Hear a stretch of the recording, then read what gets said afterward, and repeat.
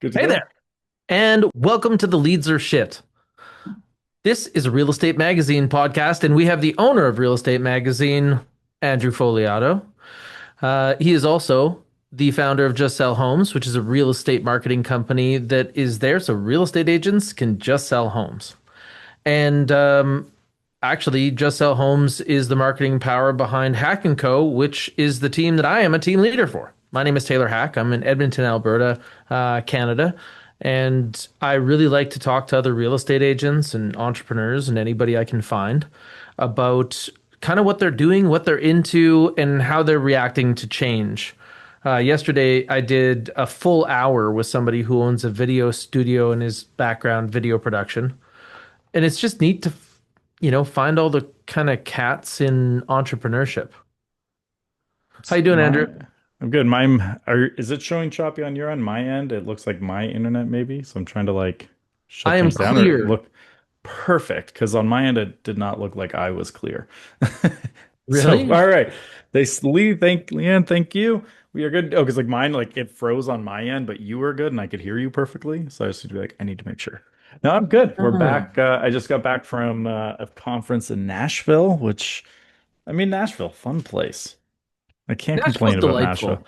It really was. Like I did a lot of barbecue, which barbecue you can't complain about. And then Monday I'm in Winnipeg at an event there. So a little different vibe than Nashville. Well, I But it'll have be to good. say that the ladies bring the fun out of men. And this is like the secret behind Ladies Night, which was with all of something that I remember, being in my 20s because I'm old. And then what they knew is that wherever the ladies went, the party would be. And And men Nashville spend more. just like leaned into that, Yeah. That was right? when we were there. Because So it's I like don't the number actually, one destination point for bachelorette parties. Did yeah. you see any? No, but it was, and I don't know her music, but I've heard the name, a Tate McRae concert while we were there. Oh yeah, she's from So Calgary, which is 3 hours away from here. yeah, so it was Yeah. just like the amount, like it was like when I went to a Taylor Swift concert with my daughter. It was just like young women with glitter, like sequins everywhere. Like you're blinded because of all the sequins hitting all the lights. It was cool. Like we went there. It was like randomly, even though Nashville, like the first place I went to was Snoop and Dr. Dre's bar. I didn't even know they had a bar in Nashville, but it was pretty good. But like every bar was like named after. So it was like we went to Snoop's bar, then we went to Jelly Roll's bar, then Luke Combs bar, Hmm. and then yeah, it was pretty good. And this But is it was all on Broadway.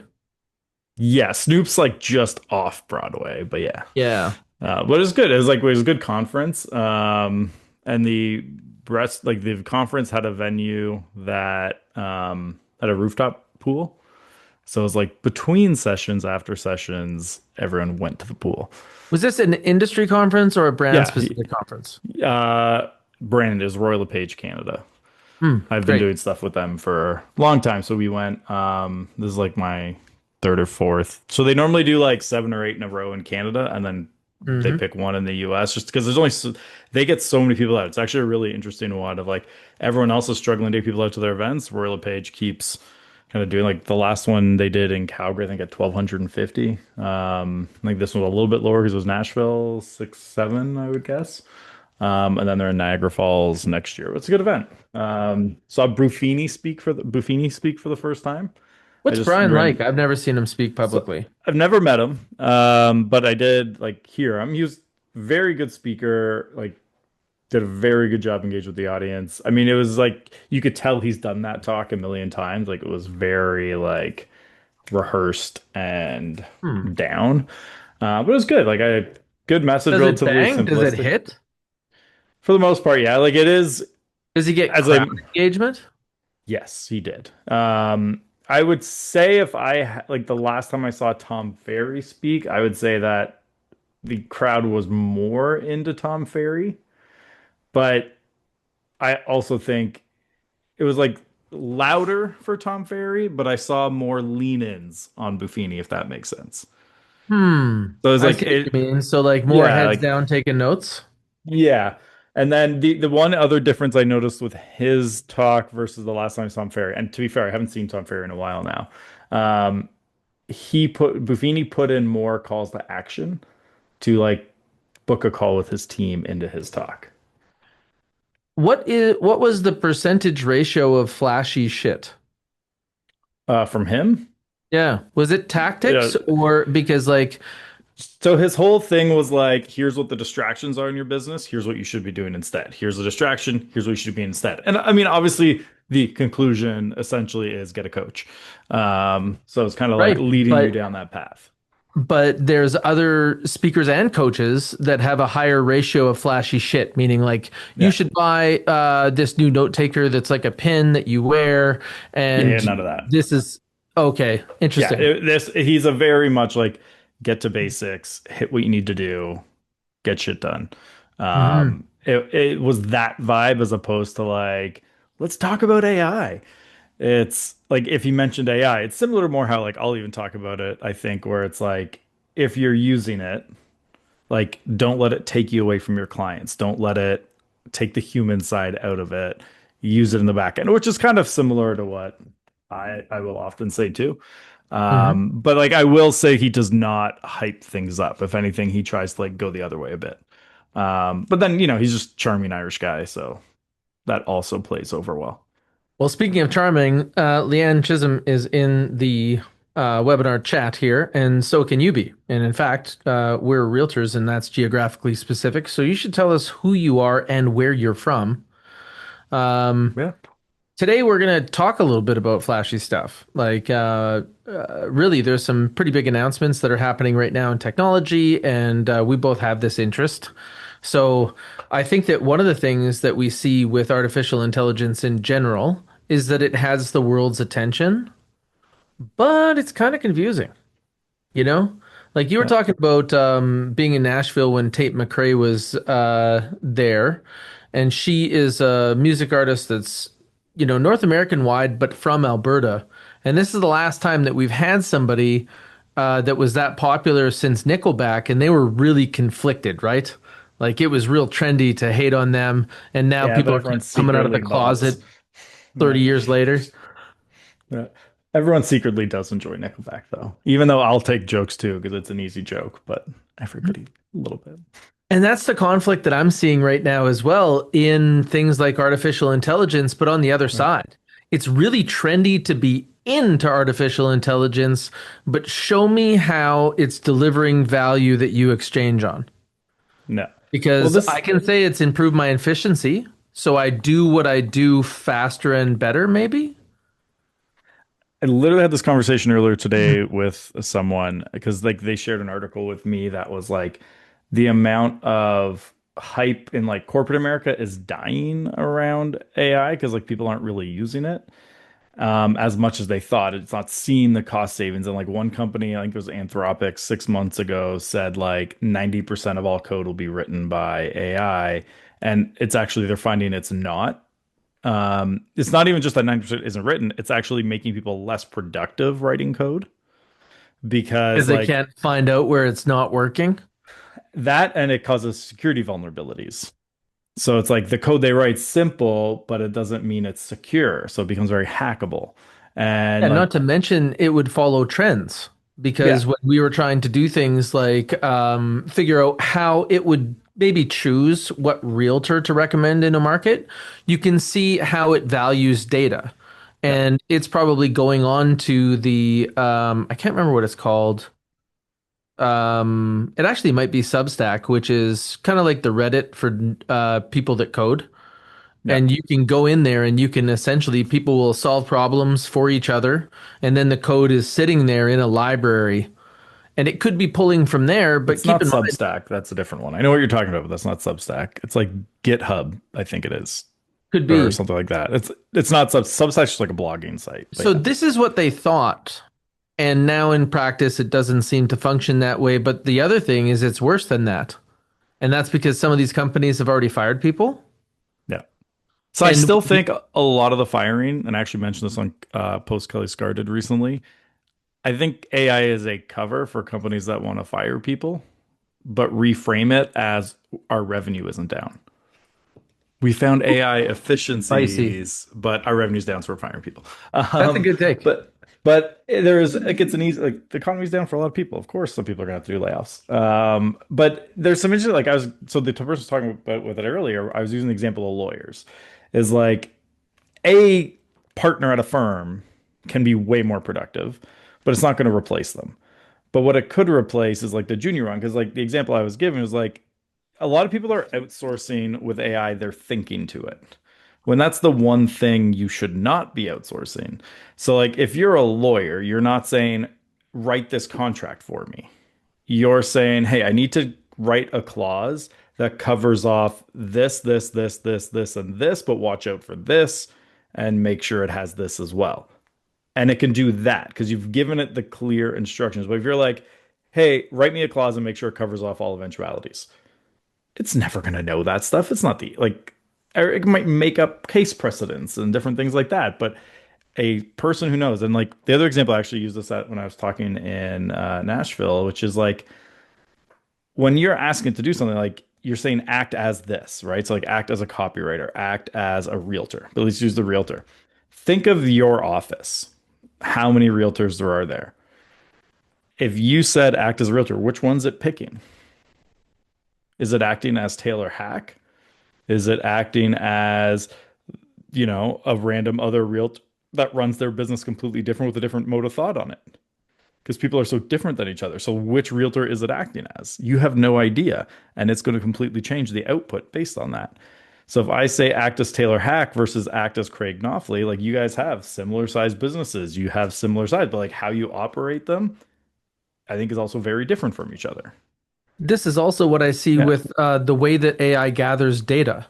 So yeah, it's been given a set of criteria that it uses to evaluate the quality of what it's bringing in, and we see that it likes places like Reddit.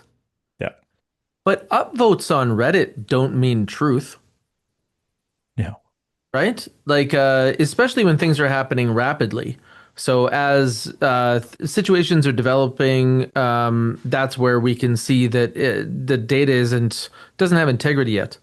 yeah. So different companies approach it different ways, but the evidence that the claim so far that AI is very successful at replacing people is challenged by how many companies are hiring. Well, like, a great example is OpenAI put up a job ad for 400,000 for a content strategist. Like, if there is a job that an AI should be able to do, it's Further to content. that, Yeah. you see that they're making athlete level deals for the basically the furthest forward young people in AI. Yeah. Oh, yeah. Now, with all this said, I'm still very high on AI's impact, but you have to know its limitations when you're using it. And like, so like again, it's if you can give it the context, give it the thought behind it, and have it execute, like what used to take me 5 hours to write well, I can get the same output in 30 minutes Yep. to an hour. Where so I'm saving that 4 hours. I'm not going from 5 hours to 30 seconds. I'm still taking all that extra time that makes it 30 to 60 minutes long. But it's like it used to be I'd prep for 30 minutes, start writing, rewrite, add a little extra, send it off. Now it's I still do that exact same prep, the 30 minutes. Then I have it write out that first, like essentially the first 10 drafts for me. And then I come in and add my last little final points. So it's That's a like good it's way to still do it. my stuff. Or like the other way that I do it is I write the full first draft and then have it critique it. But I found different ways to do it. It's like this is how I like to do it is I pick like editors. So like I pick both a like journalist style editor. So there's like a editor of the Wall Street Journal. I use them as a name of like act as this person, edit this. But then I also use an author's ed. There's a famous author in the series of books that I read, and I use her name and I'm like act as her because then it also looks at it from the realm of like what's the storytelling aspect and is it tight enough and are there extra beats you don't need and stuff like that. But it's Yes. based on my stuff. Yes, and that's the thing that they're missing is Yeah. that this will improve efficiency and it will augment our ability to turn ideas into reality. Like Yeah. everything you see around you started in someone else's head. Yeah. And I And that's want it to something have that, this lens on it. yeah, that's streamlined and you looking at this from multiple angles ends up making a better product. Yeah. Now, when we talk about other things that are kind of emerging right now, big change for Apple as they launch their new iOS. Yeah. So If the you haven't reason, downloaded it yet, by the way, you'll know because your iPhone, I don't know if you can see, it's go to this like glass style where it's like well, now right you have the now you glass have to design. want it. So if you Yeah. go into settings and see if your phone needs an update, even if it doesn't need an update, you'll have this option to go to iOS 26. Yeah. And right now it's not going to ask you to do it. You have to do what we would call force it, which is to go look for it and choose it and then make it happen. Yeah. And the reason we're talking about this is because this is the edge of marketing and sales and real estate, and we are about to see a feature that has been available on so many phones since 2018. Google Pixel, most Android devices, all of this have had call screening, but now it comes to Apple in a new and dynamic way. Yeah, and I noticed this, so I have it now turned on. So when I downloaded it, I opened up the phone app and it said, "Would you like to turn on call screening?" And I said yes, because I don't take a lot of calls. But basically, what it does is anyone who calls now from an unknown number, my phone doesn't ring. It goes to like an AI voice that basically says, "Who are you and why are you calling?" It words it nicer than that, but that's essentially what it does. And then on my phone, I basically see like the text of Apple saying, "Hey, there's a call on your phone from someone. Here's who they said they are and what they're calling about." And then I can choose to pick up or not. But otherwise, my phone does not ring. And it's great. Like I love that because like if you're on my phone, I'm contacts, I'm very happy to pick up the phone for that, but like I'm not picking up all the other ones. Okay, So I'm going to frame now I this can out. know. Yeah. So, telephones for a long time was the two options when someone was calling you was essentially pick up or don't. Yeah. And then they added in voicemail. And voicemail again had like this third option, or well, basically was like 2B. So pick up, don't, but you will get a message. And then we went further and we said, well, we'd decide more about whether or not pick up or don't if we could see who's calling. So then we end up with call display. And now we have a few different ways to kind of manage who can get access to us and what happens to the people that don't. Up until now, you saw a couple of new things come in, like where you could choose to text someone as opposed to receiving their call. So I have three, options that in my mind are based on the amount of time I need before I can possibly like address this, but Yeah. it explains it in different ways to them that is more looking at it from their situation. Yeah. And now we end up in a situation. Oh, and then we saw this move where your voicemail would go voice to text. And that's been something that's been taking place for a couple of years. And my most memorable experience with that was me working on a computer in our office for my assistant. I had to connect cables. I was down on the floor, and then my phone rings and it just slips into voicemail. And I look down and I see that it's Gino Blafari. It's the CEO of Berkshire Hathaway Home Services, or former CEO now. But I couldn't believe he was calling me. And then the voicemail started where he said, "Hey, and it was actually to call me to say that he had viewed a podcast that I had been interviewed on. Um, and I was just Yeah. like, man, this is such an amazing feature because I interrupted that voicemail and talked to Gino. Yeah. Yeah, and that was like similar to my call. It ended up being like a very like hot lead essentially. And the first one that came through, and so I immediately interrupted and jumped into the call. But for me, it was an unknown number and not like a local area code. And usually those are like always spam. Um, so yeah, it was like I found it super useful, but like we have to look at it from two angles here, which is the first one is how do you deal with that when you're calling someone and that pops up? And then the second be, should you have it on as a realtor? Which do you want to tackle first? Hmm. Well, there's some like common problems that they're trying to solve here. Like, remember when robodialing was legal? Yep. And right now, the regulation is still out on AI voice calling. I still think that's technically robocalling. So you're seeing people use it to receive calls, but not to send. Yep. But now, when we take a look at all the people that have ISAs, how are they going to approach this? And there's going to be some scenarios there. So when we take a look at like the calls that real estate agents receive, and then also the calls that we make, where do we play this? Yeah. How many And calls do you get from like people that you're like, oh, like, so, I mean, to be honest now, I mean, I'm a bad example for the purpose of realtors, is I purposely hide my cell phone number now to the point like I've even reached out to people because like my number was still on a few like old sites that had aggregated from when I was a realtor, and I've been like messaging them to take it off. So I've been scrubbing my cell phone number from the internet. So it's been since I started doing that, my number, the amount of calls I've gotten has gone down. Um, but I maybe pick up 5% of the phone calls that I get. Maybe. so you're already screening Crate heavily. Yeah, literally, if I don't recognize the number, I do not pick up my phone And I think ever. that the only agent that would do that would be Craig Knopfley. Yeah.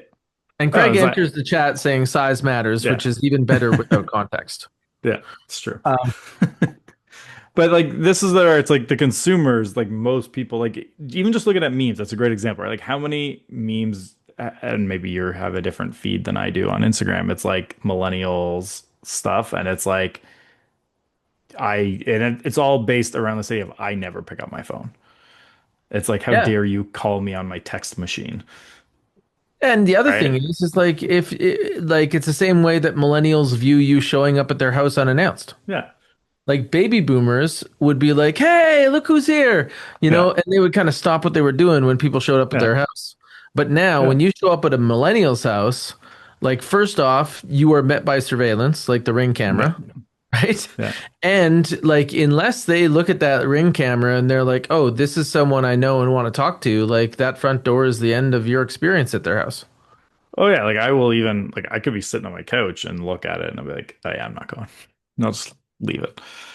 So, but like, I still find that as somebody who door knocks, I still get people that answer the door.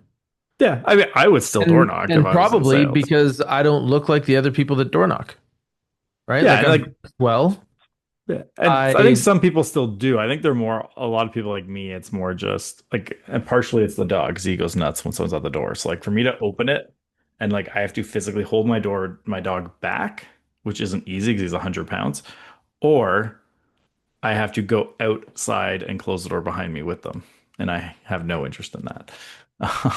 and if you are So a door knocker and like your demographic is like mine, bring dog treats. Like if yeah, you stood on somebody's doorstep and held a bag that said dog treats, and that's Andrew's house, he's gonna be yeah. like, "This is interesting," and then you give him a treat and be like, "Hey, you know what? Now you can like get the dog away from the door." If I had a normal dog, sure. He would Ah, not. My dog does not get motivated by food, and he is more motivated by getting the person on the. So like it would not. You could bring a steak, and it would not change. fair, Yeah, no, fair. he. It's not a Well, thing. maybe So, that's but the a good way to normal meet your dog. dog is with a treat. No, you don't want to meet my dog unless he has a muzzle on.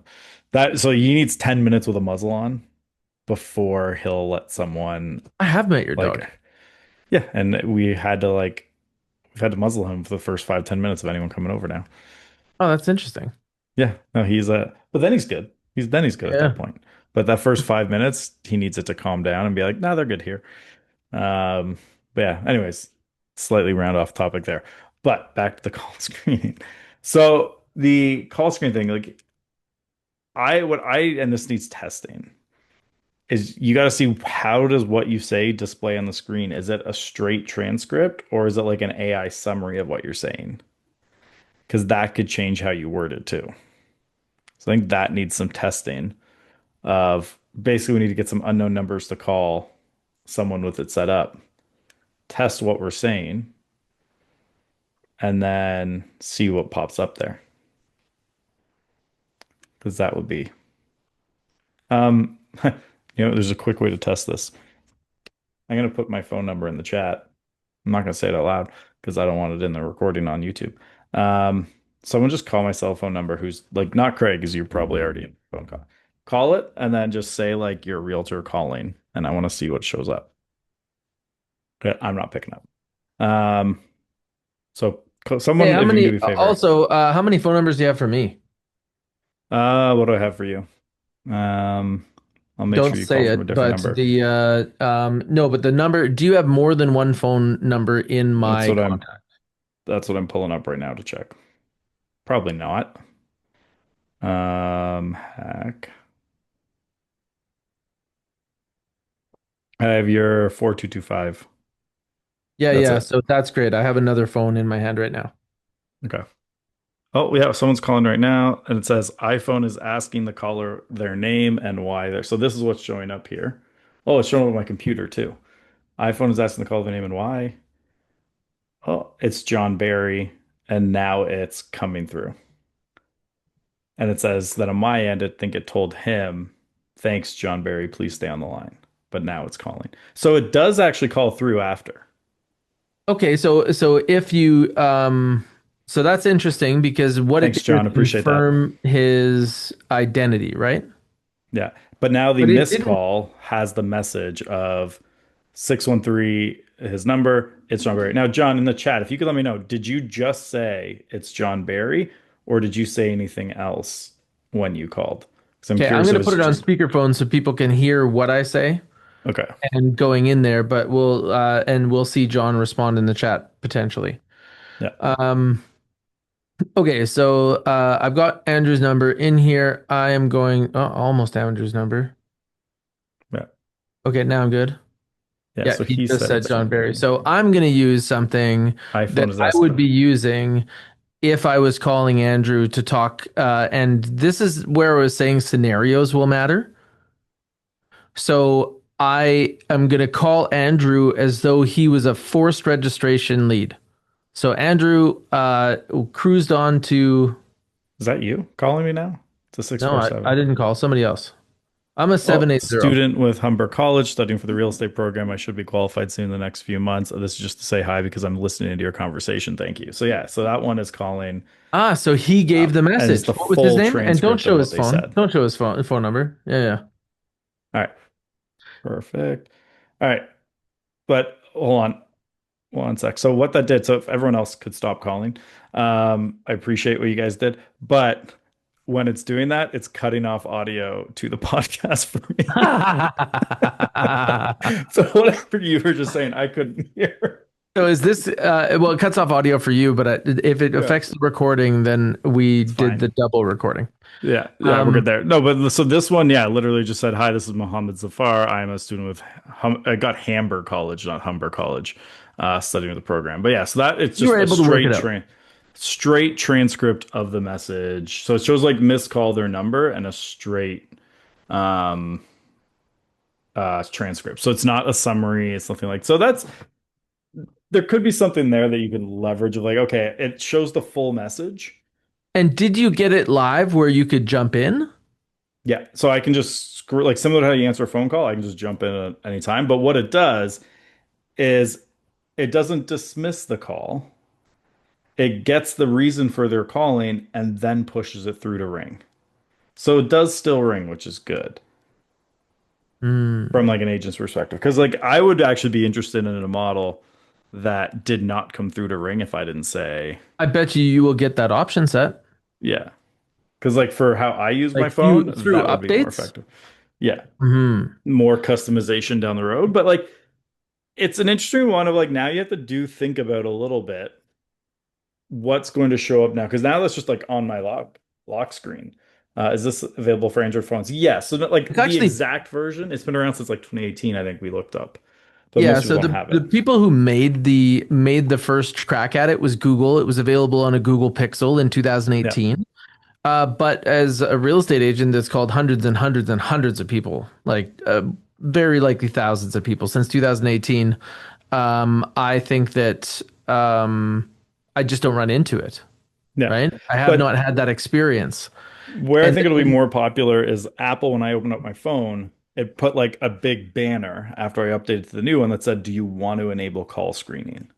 So the way that they will Yeah. get mass adoption, you won't have to go look for this. It will be delivered to you. Yeah. And right now, like, let's hear what it says. I'm going to call Andrew and put this on speaker so we can do that. Okay. Um, it might know I'm in your phone under a different phone number, but Reason for calling. I'll see if this person is a. And I can't hear you anymore because it's calling my phone. oh,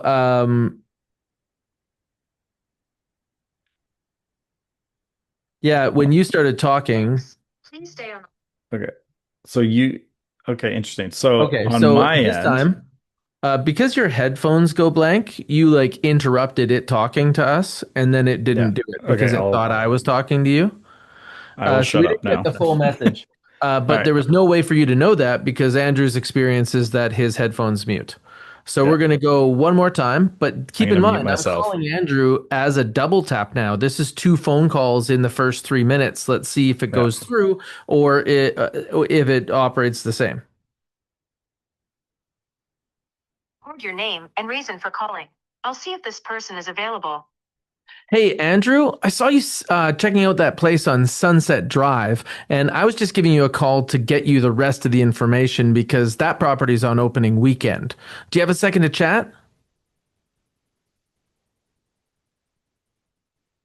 Thanks, Andrew. Please stay on the line. So it says, "Hey Andrew, I saw you checking out that place in Sunset. I was just giving you a call to get the rest of the information because the property is on opening weekend. You have a second to chat." So on my end, I'm And now getting, it's ringing. yeah, so on my end, I am getting kind of like not a ringtone, like almost like a waiting music. So Yeah. basically, what happened is we had a lady come on, tell us to state our name and the reason for calling. And I just started talking. Hey, Andrew, it's Taylor. I saw you were looking at that place on Sunset Drive. Yeah. I wanted to call and give you the rest of the information. So, Andrew, that is a delay. Then Yeah. Andrew sees that text appear, and what I'm getting is this like kind of two tone, like doo doo doo doo, as like it's kind Yeah. of waiting. And then you get enough time to read it, and you could probably accept or decline. Yeah. Then it And looks like a normal phone call where I just swipe to answer at that point. yep, and that's like your period where it's like we will connect you, or this guy's probably going to take off, or whatever else, right? Yeah. And then I imagine that it would go to voicemail. So I wonder if you have to start now here treating it like a marketing thing around like you need hook, quick intro, reason for calling. And that's see how I was like, "Hey Andrew," right to the point, didn't even Yeah. introduce myself. So I might, yeah, I might even get past the "Hey Andrew." I'll be like, "I'm calling," or No, me like you knowing your reached, name is important. but you could say you reached out about 123 Main Street. I want that 123 Main Street, the thing This that is reached out forced right there. registration. You have no idea why I'm calling you. Yeah. Guess it So depends on the so reason you're I calling know then, that but my open rate will increase when I sound like I know you, yeah. right? Like, Well, you "Hey, could I all, have your information. I saw you were looking at this house. Do you want to yeah. talk?" Yeah. So maybe there would be like if I was calling you, I'd be like, Taylor, you were checking out 123 Main Street on my website. It's Taylor, it's Andrew Foliato calling. Yeah. Yeah, just answering a couple of your questions about the property. If you don't pick up, I'll just text you. Hmm. So Right? straight like that.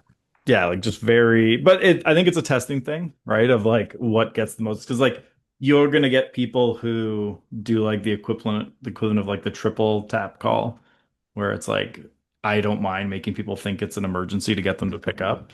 And then you'll Mhm. get people who are doing the more just straight shooter side of it. Um, When and you're see. when you're doing that type of lead generation, that is the tactic set. Yeah, So you can do things where you call people. Normally, it's twice in a row within 3 minutes, and it will break through like them having their notifications silenced. yeah. You can also do it where you call somebody, they don't pick up, you don't leave a voicemail, and about 7 or 8 minutes later, you call them again from the same number. There's a lot of people that piques their curiosity and then they end up picking up the phone. So But mine you're playing in is this someone world. sick. Sorry?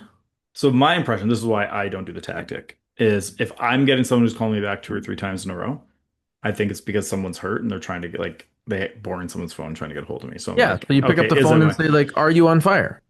yeah? And then if they get into a sales pitch, Yeah, see you never. yeah, yeah, The way you went about this ruined any potential yeah, relationship.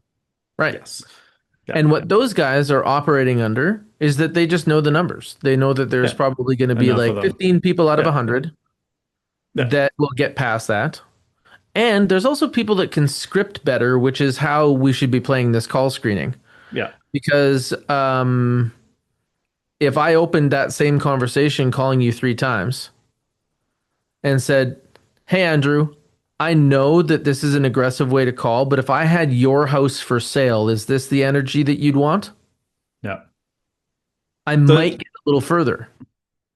but it's interesting to see because the full transcript word for word does end up on the screen. I think that is a valuable addition because it gives you a little bit more control to get the pickup or even just start the because like I know for sometimes like I won't pick like I've missed calls from like the CRA, which I don't really want calls from the CRA, but like because it was a number I didn't know, I just kept declining it for like a month. Mhm. And they did not like that. And my voicemail says, like, I don't check my voicemail, text me, but the CRA, they're not allowed to text you. So we just never connected. And like, eventually I got an email be like, urgent notice. And I was like, oh, right. Forgot about that one. And I was like, They're but you calling haven't you been to give calling you me. a Yeah. credit. Yeah. It was a pretty funny. Yeah. It was like one where like I missed the notice in my mail because I hadn't gotten my mail in like 6 weeks. Mhm. Um, I was like, right. You keep your That's voicemail right. right next to your real mail in like Yeah. place you never check. Yeah, if there was a recycling bin, like I still like the idea that we've talked about of just replacing voicemails with an AI. So it's like if I can't pick up, it just talks to them for me and then takes the message and then sends me it after as like I a think that that text. would be interesting, and especially when they get there and you could kind of like it might give you suggestions of things that you're interested in and like how to filter. Yeah, But I think that's a really good move and a good use of AI. yeah, it's an augmentation, but like yes, the ideal is still to talk to the person. This is like generally my whole view on technology in general for realtors, which is different from other companies. But realtors, like your highest best use of your time is FaceTime with clients and potential clients. Like you being there and building that relationship. Everything else you do should like AI tech of any kind should be to facilitate more of that. And I So like hope that this gets widely adopted because I would really like people to call and be like, "Hey, it's Brent. I saw this house. I will jump no, into that call." But I have so many times where because my phone number is on websites, because no. it's out there, not only does everybody call me, but I get like specific people that call me that are just hunting real estate agents. Yeah. So I get the reason I've been like trying to like get my number more private is since I bought REM, I get people who just want to like call and complain about coverage or like things that like Who I are don't these need that many. people?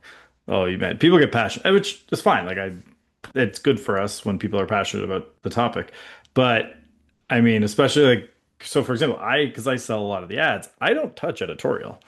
Like I'm only involved in editorial. Like I've had people call me to complain about an article that like I haven't read yet because it came out that morning and I've been working.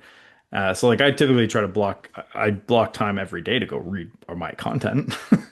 But like there's legitimately times where like the funniest one was at a conference and we had a contributor who wrote an article and it was our buyer agents dead. Like it was related to the commission lawsuit. It was like is buyer agent's going to be gone in 5 years. And we were at a conference that had a lot of broker owners at it. And I Ooh, spicy. guess a lot of their agents that morning were forwarding the article to them, being like, is this true? What the hell? Like, because there's all that. So I had these brokers coming up and like almost getting mad at me for the article. And I'm like, and I pull out my phone. What article came out today? That's so funny. Yeah, because it has like especially at conferences where like you know a conference like you might be out till midnight 1 2 and then you're back up at 7 for the event doesn't leave a lot of time to go read the news. So I've definitely Yeah. had that scenario happen, but like I Would you get phone also calls like to like hear that. people complain? Well, name your Yeah. podcast, The Leads Are Shit. That'll get it. Yes, we get a few of those. Actually, it's been a month or two since we've had a complaint about our lack of professionalism.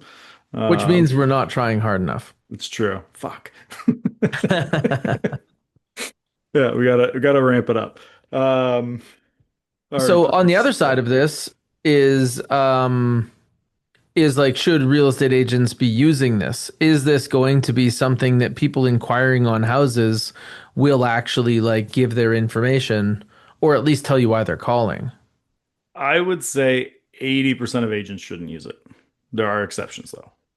But I think majority of you should just pick up the phone and talk to them. Like How do you take their know that name you're and one of the contact. 2 out of 10? Uh, if you are the two, so like it's how you want your business run a little bit and like your role in the team. Like for example, let's say use your team as example. You as the team lead probably get less sign calls. It depends like if your sales on it or like an agent. So if you're like maybe not your team's the right example. Let's say you're a team leader and you have agents on your team with their listings out there, but it's their cell numbers on the listing, not yours. Why would someone be calling your cell phone unless it's like someone trying to sell the team on something? They might want to put it on. Whereas like the listing agent who's like cell phones on the sign call, the immediacy of the sign call, the call screening's a roadblock to that lead where they might hang up because they're like, I'm like, whatever, I'll just hang up and not talk to this AI. Um, but if talk to a person, that's a quicker way to convert someone. So if I'm a listing agent with my cell phone on the sign, I think you should not have it on. I think that it's going to be something that changes based on adoption. So when this Yeah. is new, so when it's brand new, everyone is going to select yes. All right. Yeah. That's very likely. And then if they experience problems, they'll turn it off. So is it glitchy? Does it deliver a good experience? Do you end up missing like a call that was really important that you wouldn't have missed otherwise? Is there a chance that it drops calls? We don't know yet. But once it's out there in the world, they're either going to be able to patch it and fix it if it's broken or they're not. But that will basically be how much adoption is uh, Yeah. going to stay in the market. Like if it becomes everyone uses it, then I don't think it'll hurt you either way. Yeah, and Um, that's what I think is like we're yeah. gonna know in probably the first 3 months. If it's really glitchy out of the gates, you've got to turn it off. And then you'll lose most people from manually going to turn it on again. Yep. And then if they do that again, and especially if people have like really negative outcomes, like or something makes the news, well, Yeah. then the likelihood that people like trust this, Now, the simplicity of this, I don't I think agree. there's going to be anything. Like, I think the biggest thing, which we just don't know. So, like, for example, I didn't know this was feature was here until I opened the phone app and saw it at the top. But to be honest, I so rarely open the phone app now that, like, because the only people I typically call, it's because I got an email that said call me, we're texting, it's easier, or it's in my calendar. So I don't open the phone app. I just click the phone number from that app. Hmm. I very rarely take out my phone and be like, oh, I should call this person. So like, or I go instead I open my contacts app and click the phone number in there. So the actual phone app itself is for me only to check voicemails, which as we established earlier, I rarely do. So it's just to respond to notifications, most of which you have turned off. Yeah, most of my phone app activity is to get rid of the red bubble because I don't like red bubbles. I'm Hmm. one of those people. I see that the red bubble attracts my attention, so I only put the red bubble on things that should get my attention. Yeah, that's fair. So I sometimes just turn on like the focus mode that just wipes them all. Hmm. I think So it's I've just I think I've actually like adjusted my focus mode. yeah. There's different types, but I sometimes just turn on the one that says get rid of all, only show like for example, like my email, it doesn't push, it's a pull. It's like I have to open it and refresh for it to pull the emails in. Oh yeah. I don't do Yeah. email notifications. Email gets checked when I can check it. Yeah. Um, so when we get so when we take a look at this, so we're very likely going to experience some early adopters, like the two of us. My phone's almost done updating now. Yeah. And then we're also going to see when it actually becomes like the drop of the new iOS. Yeah. I don't know if we have an announced date on that yet, but Yeah, it with was oh, when they like force the update automatically. Yeah, that's what I'm not sure. I know it was like 2 days ago that it became available. So Um, know that you might run into this when you call people, yeah, and you have the option to use this if you want to. Once it drops, because it's going to prompt people right when they log in, we're expecting mass adoption. And because it's simple, it's very likely not going to drive people out. yeah, and I So think Apple most is people will want it. betting the farm on this. Yeah, That's but what that like, means. I don't know that it's actually a huge bet. I think it's just pe people want it. Like at the end of the day, what's the biggest complaint people have about their phones is spam calls or Totally. scam calls, and I that's like that all they're going people to try want to to go. manage this in the device. Yeah. And I think it actually, at the end of the day, actually helps realtors because I bet for the most part, people don't mind picking up the realtor's call if it's like an inbound, like I opted in on this, and them to see, oh no, that is the one I opted in on. Great, I'll talk to them about the house. They're trying to avoid the like scammers that are trying to take their stuff, not like a legitimate local person. So I think like that, there are some ways it could help. But I see we have a question here from Mohammed. Is it a good idea to get a second number for personal use since our primary business number will be ringing all the time? I mean, that's assuming you're running a marketing strategy to get your primary number to ring all the time. So this question, actually, I think that the way that Zoom sets up, it's from Zafar, Yeah, and you're thinking about rocking two cell phones. I currently rock two cell phones, just get an eSIM and do one phone with two phone numbers. and that is probably a better way to go. For me, I find the second device is obviously expensive, but also is Separation. no, I don't use it for separation actually. Okay. So I drive both phone numbers through call forwarding to the one device because that's the one I'm going to carry all the time. And then the other one, I check for messages and so on. And then I also use it for AI recording. So when Oh I go yeah. to appointments, that one's on record because if it rings, it like disrupts the recording. Yeah, so I got the plod for that. Yeah, and I think that I'm using this well enough that I might go to the device. But for anybody Yeah. who's thinking about whether or not they want to adopt the new stuff, the one thing that you should consider is doing some research and development. Yeah. Think about spending some money and definitely some time deciding if you want to do this based on the magnitude of the decision. Yeah. And that can help it The out because I the had an extra cell phone along. I could be yeah. like, hey, is this the recording stuff going to really work in my business? Can I turn it into AI streams that will help me do different things? Yeah. And I find the summaries to be super helpful and it makes me more present with my clients. Yeah. Agreed. But to this question there, would you have a personal and business number? Because it sounds like both yours are just as much business as opposed to I have a personal and business. Yeah, when I was out of production, it was kind of like that was the way I could turn my Yeah. business phone over to my team and I got a Yeah. new number so that I could kind of be more of a Yeah. regular person. But if you're not in that position, I can tell you that what consumers want more than anything is if they call a number next to your picture that they talk to you. Yeah.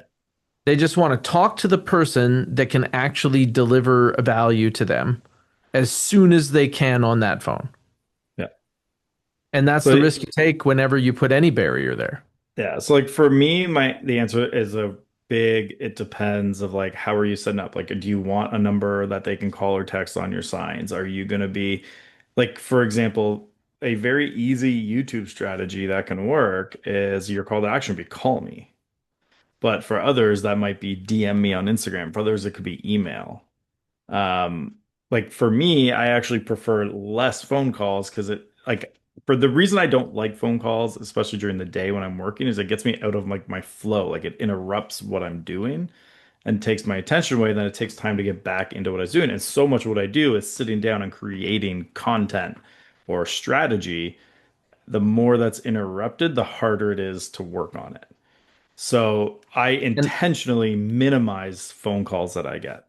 and as professional communicators, we should understand that the age and generation of our client base is going to determine how they want to be treated, right? Yeah. Yeah. Like that group that's from the baby boomers is like, what do you mean? Just call me. Yeah. Like I'm by my phone. I get 6 phone calls. And then you get the millennial well, I guess I'm a zillennial. So Gen X is kind of it's split. Half of them Yeah. kind of act like boomers, half of them kind of act like millennials. And then I'm on the border into millennials. They call me a zillennial. Yeah. And I feel comfortable with both groups actually, which is kind of good for Yeah. doing real estate. Yeah. But that millennial group, the way that they view communication is very different than the other group. It's more permission based. Yes, and if I'm over time, the way that I've read it is that texting effectively is dependent on a relationship, and they will allow to text for a call. Hey, I want to talk Yeah. about this. Are you available? Yeah. And then a phone call that is valuable happens. And that's the way they prefer it because when you call somebody, it's ringing an alarm and saying you're running out of time to give me attention. Yeah. And if I'm facing my kids at that moment, you have to like this giving me 3 minutes to say, hey, listen, I got to come right back is a huge value. Yeah. And I mean, I don't know what Gen Z does, but they're not buying homes right now, so I'm not too worried about it. But when they Gotta do, we'll send have to this pay in attention to really them. entertaining snaps. Yeah, we'll have to figure that out when it's time. But who knows? Maybe by then it'll be like FaceTime voicemails where you're actually a video will pop up of you being like, "Hey," which would be a horrible idea, personally, I think, if they ever actually made that a thing. But I think like I would always typically text someone before calling out of the blue, unless it's someone I already knew I could do that for. Like there's people who call me without texting first, but it's typically they know that with them, I like if you called me, I don't need you to text me first. And that's a great way to view it is like Yeah, this is my like call me anytime circle. yeah, And then outside of that, give me stranger courtesy. yeah. Text to Text me call. first, then the one of that is lose my number. Well, the other thing is like when you email someone, that likely says to them, take a look at this at your convenience. Yeah, this is not Right. as urgent. Yes, when you're texting someone, it says, "Hey, I'd like your attention right now." Yeah, And texting to call is like it makes so much sense that I really think that's an effective method. And I think so many yeah. people they don't understand that relationships are the bridges that information travels on. And so if you have a really good relationship, text is something that works really well. We're used to doing it with people we're close to in effective ways. Yeah. But man, as soon as they don't really know how you think, or you don't really know how they think, text messages are just trouble, like with anything of impact. And if you ever get into like a 3 paragraph text message, either she's about to leave you or the person that like this should be a phone call. And there's a little bit of like, depending on what you're calling or texting about, right? It's like tone over text can change a lot by demographic, Well, they right? read Like, it in how they feel.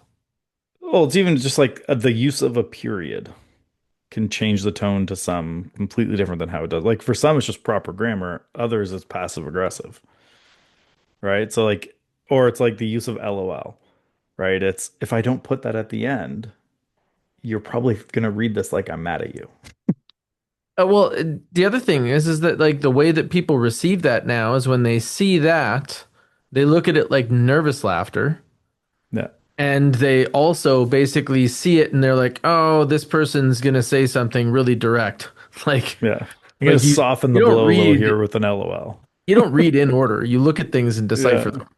Yeah, that's it. Like, there's some stuff that's going to be interesting with that, with like how that changes. But the call screening one, I'm interested in just from that pure like how many people adopt it, right? Because like the asking the app not to track thing, it's like 97% or something like that say do not track me, right? So it's like huge adoption on that. And then there's been other things like cookies, accept all cookies. Most people hit accept cookies. Hmm. So it's like it's almost the exact it's How literally can like the you exact same decline thing, cookies? Like, what's wrong with right? you? But Like, I think that they should essentially just name uh, them better.